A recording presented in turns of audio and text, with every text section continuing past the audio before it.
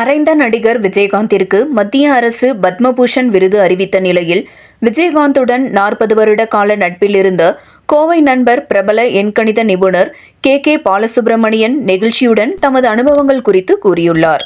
சினிமாவில் தனக்கென ஒரு பாதையையும் ரசிகர் கூட்டத்தையும் உருவாக்கி அரசியலில் தனி முத்திரை பதித்தவர் விஜயகாந்த். அவரது மறைவு திரையுலகினர் மட்டுமின்றி அவரது ரசிகர்கள், பொதுமக்கள் என பலரை சோகத்தில் ஆழ்த்தியுள்ள நிலையில், பலரும் அவரது நினைவுகள் குறித்து பகிர்ந்து வருகின்றனர். இந்நிலையில் மத்திய அரசு அவருக்கு பத்ம விபூஷன் விருதையும் அறிவித்துள்ளது.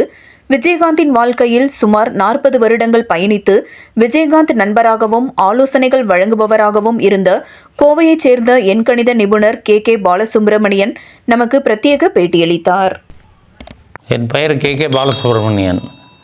சமீபத்தில் திரு விஜயகாந்துக்கு பத்மபூஷன் விருது வழங்கியது மிகுந்த மனநிறைவை தருகிறது. இது அவர் உயிருடன் இருக்கும்போது கொடுத்திருந்தால் இனியும் மகிழ்ச்சியாக இருந்திருக்கும். என்ற போதும் இப்போதாவது அறிவித்தது மிகுந்த மன திருப்தியை தருகிறது. 1979 என்னை பார்க்க வந்தது. அவர் வந்ததன் மூலம் நண்பர்களானோம். அப்போ அவரோட பெயரை விஜயகாந்த் என்று இருந்த பெயரை அழகிரிசாமி நாயுடுக்கு இருந்த இனிஷியல் எடுத்துகிட்டு விஜயகாந்துங்கிறது போட்டிருந்ததை எடுத்துகிட்டு விஜயகாண்ட்னு மட்டும் பண்ணேன். ராஜாபாத் ஸ்ட்ரீட்டில் அவர் இருந்த ரூம் சிங்கப்பூர்காரது. அந்த சிறு அறை தான் அந்த இது. அதோட கதவு எண் 13. அதை 14 பண்ணேன். இதெல்லாம் அவருக்கு பிறந்த தேதி ஒன்றே போதும். ஆனால் இதெல்லாம் ஊக்குவிக்கிறதுக்காக இதெல்லாம் பண்ணேன். விஜயகாந்த், இப்ராஹிம் ராவுத்தர், நான் மூவரும் நெருங்கிய நண்பர்கள். விஜயகாந்திற்கும் ராவுத்தருக்குமே சிறு சிறு கருத்து வேறுபாடுகள் வரும்போது என்னைத்தான் கூப்பிடுவாங்க, அலுவலகத்தில் உள்ள ஆட்கள்.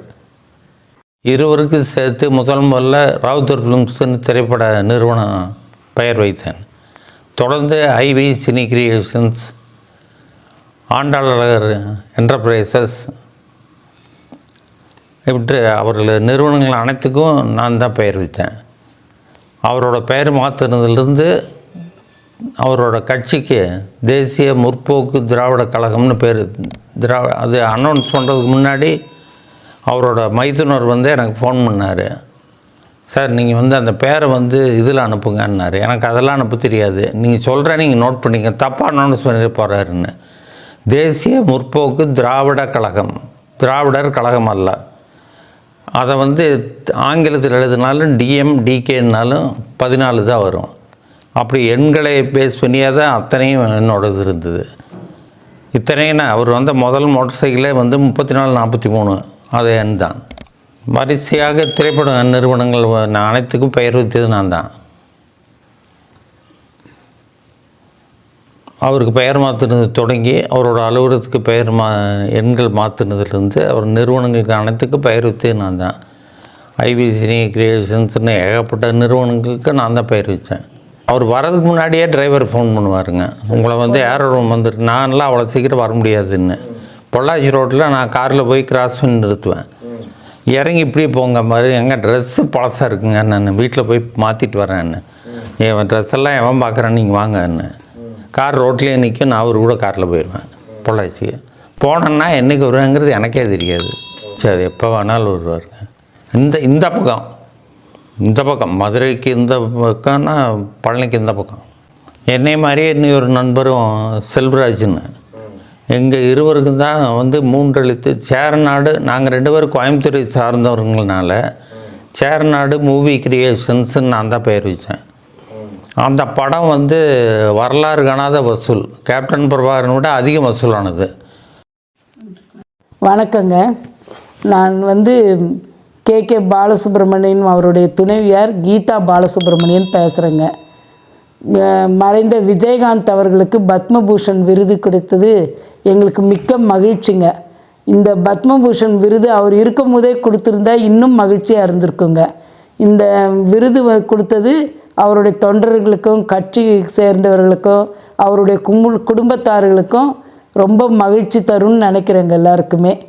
இந்த சிகரத்தை அவர் தொடுவார்ன்றதை அவர் முதலே எப்போ விஜயகாந்த் இவரை பார்க்க வந்தாருங்களோ அன்றைக்கே விஜயகாந்த் கிட்டே இவர் சொல்லியிருக்கிறாருங்க. 1979 தான் ஃபஸ்ட்டு விஜயகாந்த் இவரை பார்க்கறக்காக வந்தாருங்க. வரும்போது ஜாவா மோட்டர் சைக்கிளில் தான் வந்தாருங்க எங்கள் வீட்டுக்கு வந்தது. அதுவும் 2 நாள் இவரை பார்க்க முடியாமல் 3ஆவது நாள் தான் இவரை பார்த்தாருங்க. அப்போவும் இவர் வந்தோடனே உங்களோட பிறந்த தேதி இருக்குதான்னு கேட்டிருக்கிறாருங்க.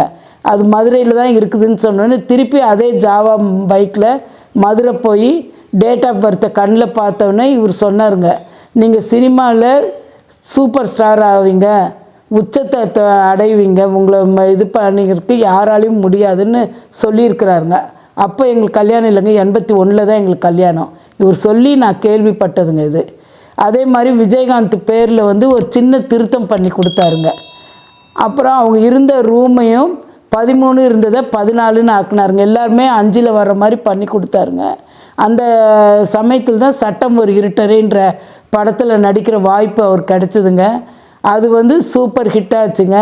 அதிலிருந்தே அவருக்கு எல்லா படமே வெற்றி படங்களாக தான் அடைஞ்சதுங்க, அமைஞ்சது அவருக்கு.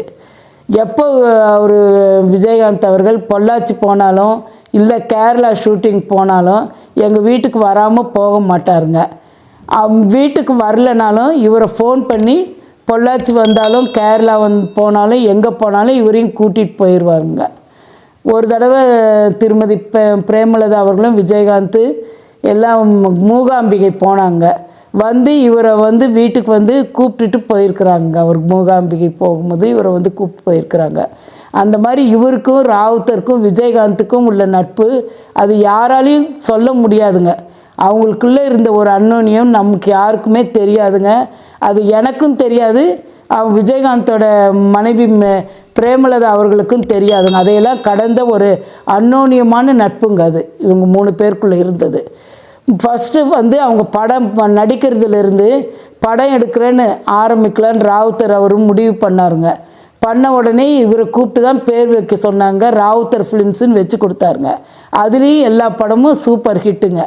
2வது 2 பேர் பேர்லையும் சேர்ந்து ஆரம்பிக்கலான்னு சொல்லி இவரை எல்லாத்துக்குமே இங்கே கோயம்புத்தூர்லேருந்து சென்னை வர சொல்லி, அப்போல்லாம் செல்லெல்லாம் கிடையாதுங்களே, டெலிகிராம் தான் கொடுப்பாங்க. டெலிகிராம் கொடுத்தோன்னே இவரும் போவாருங்க. போய் 2 பேர் பேரில் வைக்கலான்னு சொன்னோன்னா ஐவி சினி கிரியேஷன் இவர் தான் வச்சு கொடுத்தாருங்க. விஜயகாந்தோடைய நிறுவனங்களுக்கு எல்லா நிறுவனங்களுக்கும் இவர் தான் பேர் வச்சு கொடுப்பாருங்க. அவர்கிட்ட இருக்கிற வண்டி 2 பேர் ராவுத்தர் விஜயகாந்த் எடுக்கிற வண்டிக்கு எல்லாம் இவர் தான் நம்பர் பார்த்து சொல்லுவாருங்க. 90% ஹீரோயினோட டேட் ஆஃப் பர்த்தும் வாங்கி இவர்கிட்ட கேட்டு ஓகே சொன்ன பிறகு தான் புக் பண்ணுவாங்க. அப்புறம் நடிகர் மன்சூர் அலிகான் வந்து இவர் தான் பேர் வச்சதுங்க. அவரோட பேர் என்னன்னு எங்களுக்கு தெரியாதுங்க, ஆனால் மன்சூர் அலிகான் பேர் வச்சது இவர் தான். அப்புறம் புலன் விசாரணையில் சரத்குமாரை புக் பண்ணும்போதும் இந்த மாதிரி இவரோட டேட் ஆஃப் பர்த் இதை இவரை போடலாமான்னு சொல்லி இவரை கேட்டு தான் அதுவும் அவரையும் புக் பண்ணாங்க. அதுவும் சூப்பர் ஹிட்டாச்சு, ஒரு வெற்றி படமாக அமைஞ்சுதுங்க எல்லாமே அவருக்கு. அதனால் இவர் எப்போவுமே அவங்க 2 பேர் ராவுத்தர் விஜயகாந்த் விடமாட்டாங்க, எல்லாத்துமே இவரை கேட்டு தான் செய்வாங்க. அப்புறம் 2 பேருக்கு கேப்டன் அவர் திருமணத்துக்கு அப்புறங்க ராவுத்தருக்கு விஜயகாந்த் அவருக்கும் ஒரு சின்ன மனக்கசப்பு வல்லரசுங்க. சிசி சினி கிரியேஷனுங்க கேப்டன்